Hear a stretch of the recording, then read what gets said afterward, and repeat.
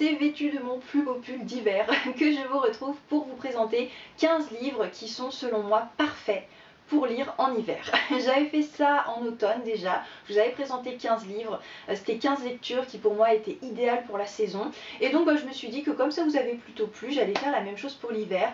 Là, à l'inverse de l'automne, on va partir pour le froid, pour la neige, pour les pays du Nord. On va vraiment ressentir cet hiver à fond, et en même temps il y aura un petit peu quand même de cocooning et de chaleur au coin du feu. Voilà, c'est parti. Je vous ai concocté 3 thèmes différents, et donc là pour le premier on va vraiment partir dans l'hiver pur et dur avec tout d'abord, ça j'étais obligée, hein, c'est un peu un classique, Dans les forêts de Sibérie de Sylvain Tesson, publié chez Folio. Dans ce livre qui est un peu un journal de bord, Sylvain Tesson il va nous raconter son expérience un peu particulière qui a été d'aller s'isoler tout seul dans une cabane au fin fond de la Sibérie. Voilà, c'est très contemplatif, très descriptif. C'est du Sylvain Tesson quoi, mais l'ambiance est garantie. Deuxième livre que je vous ai sélectionné pour ce côté hiver à fond, De Pierre et d'Os de Bérengère Cournut. Je ne sais plus chez qui c'est publié, mais je vous mettrai tout en barre d'infos hein, si ça vous intéresse. Là on va partir dans le Grand Nord, on va suivre une jeune Inuit qui va être séparée de sa famille suite à la fracture, une fracture dans la glace. Et là on est vraiment dans la culture Inuit à 100%. Et moi c'est vrai que j'ai pas complètement adhéré parce que c'était vraiment trop pour moi, mais je reconnais vraiment la qualité de ce texte et il est parfait pour l'hiver. Ensuite on va partir dans les hauts sommets avec La Félicité du loup de Paolo Cognetti, publié chez Stock. Je viens de tout juste de vous en parler sur Instagram. On va suivre 2 personnages, un homme et une femme, qui vont évoluer, qui vont se rencontrer en fait dans un refuge en haute montagne. Ils vont évoluer dans les hauts sommets, dans les cols, ils vont se recroiser. Et ça va vraiment être, à travers ces 2 personnages et quelques autres secondaires, la vie de ces personnes en altitude, tout simplement. Et c'était hyper dépaysant, on sentait vraiment le froid, quoi, un peu l'oppression avec ce côté, la montagne qui est hyper imposante, le silence, la neige. Alors là, voilà, idéal pour l'hiver. Autre lecture récente, Sauvagine de Gabriel Filto-Shiba, publié chez Stock, que j'ai lu là très récemment également. Là, on n'est pas dans l'hiver à proprement parler, contrairement à ce que la couverture laisse penser, mais on est au fin fond du Québec, dans une forêt. On va suivre une jeune garde forestière qui va être prise pour cible par un braconnier complètement taré. Et il y a une chasse à l'homme qui va démarrer entre les deux, et c'est vraiment ce côté chasse à l'homme, ce côté nature profonde qui... enfin j'avais vraiment l'impression d'être en plein hiver. En fait, c'est à un moment donné j'ai tilté que en fait on n'était pas en hiver dans l'histoire, mais la lecture était quand même idéale pour la saison. C'est un livre qui est dérangeant par ce qu'il dénonce, mais nécessaire, voilà, pour se rendre compte de ce qui se passe un petit peu dans les forêts. Et donc honnêtement je vous le recommande. Je vous recommande également Histoire d'une baleine blanche de Luis Sepulveda, publié chez Métellier.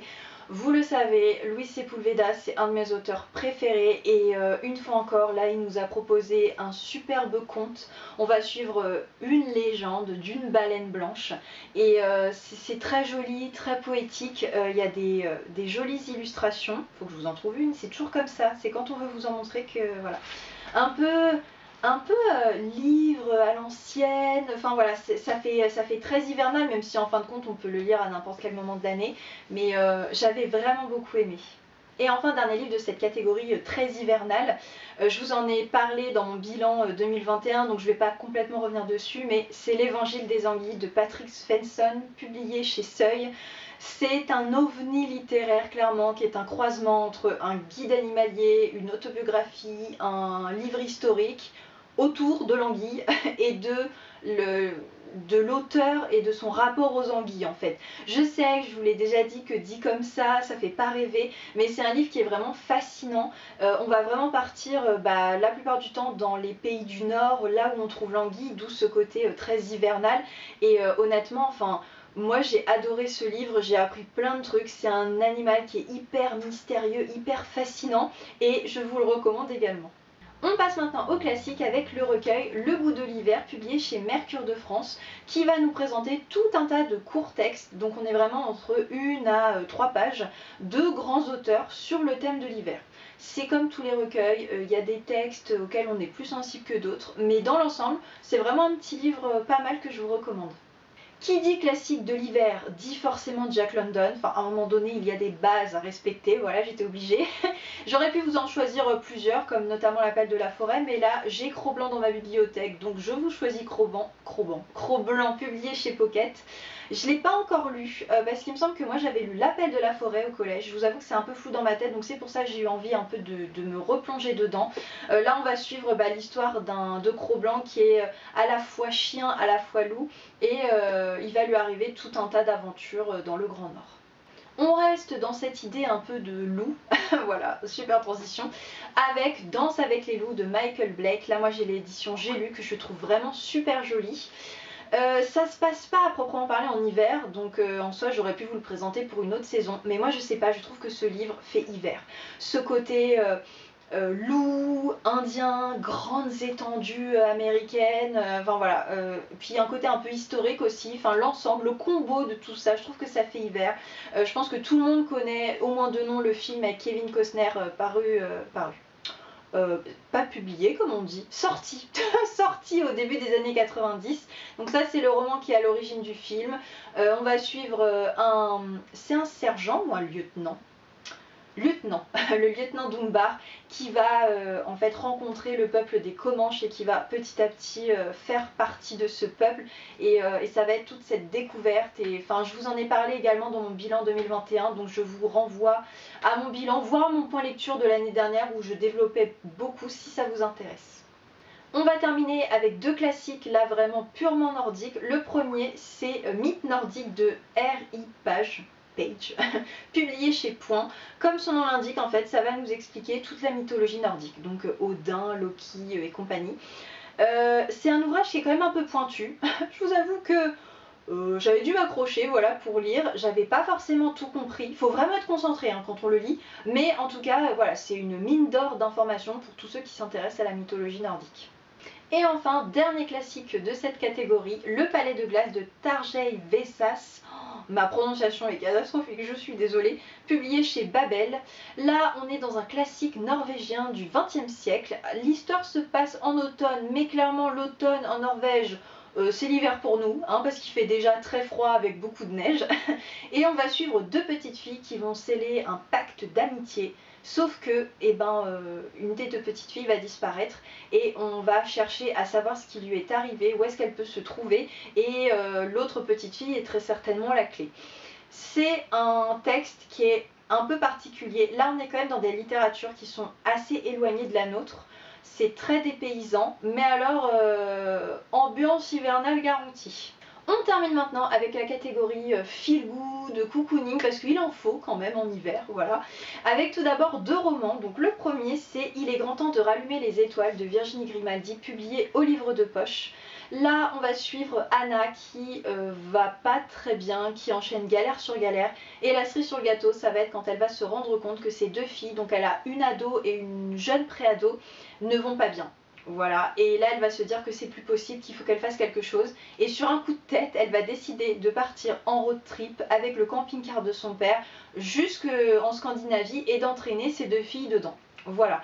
Clairement, le côté Scandinavie, pays du Nord, est pas hyper développé. Moi je sais que je l'ai lu au printemps, mais sur le principe, je trouve que ça apporte la petite touche qui fait que c'est un livre cocooning parfait à lire en hiver. C'est une histoire qui est hyper touchante. Il y a beaucoup d'humour, il y a quand même beaucoup d'émotions également. Ça a été une bouffée d'air frais. Voilà, cette histoire, j'ai adoré. C'était mon premier Virginie Grimaldi à l'époque et je vous le recommande à 200% si vous voulez vraiment passer un moment doudou.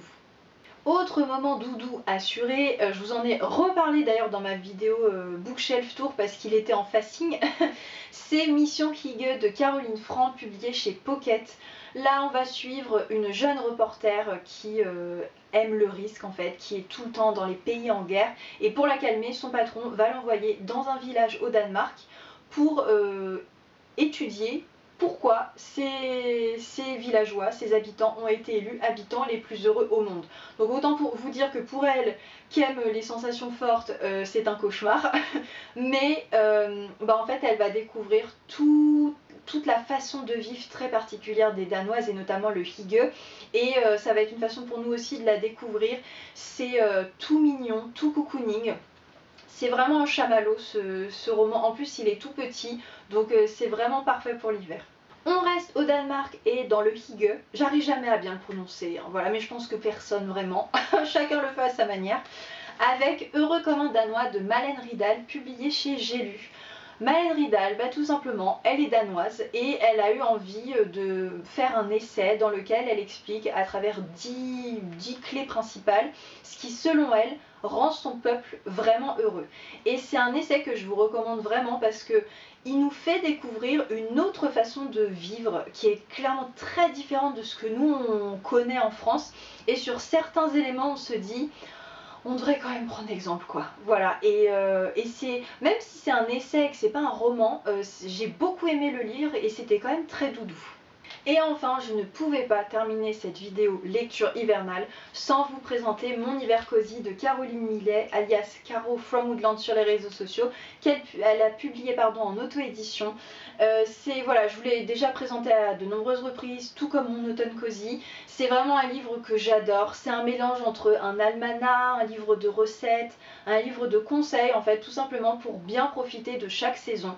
Les activités, les films, les livres, tout. Voilà, donc la première partie c'est plutôt sur Noël et la deuxième sur l'hiver. Et j'adore, c'est super mignon, super cocooning. Elle fait tout elle-même, notamment les illustrations. Enfin voilà, moi je trouve ça magnifique, j'adore son travail. Et voilà, je vous recommande à 200%. Voilà pour ma petite sélection de lectures 100% hivernale. J'espère que ça vous aura plu, que ça vous aura donné des idées de lecture. N'hésitez pas d'ailleurs à me dire en commentaire si vous, il y a d'autres livres que vous trouvez parfaits pour l'hiver et que j'ai pas forcément mentionné, parce que je ne connais pas tous les livres qui parlent de l'hiver. Et en plus ça m'intéresse parce que je vais pouvoir les ajouter à ma petite wishlist d'hiver pour l'année prochaine. Voilà. Sur ce, écoutez, je vous dis à très vite dans une prochaine vidéo. Hasta luego!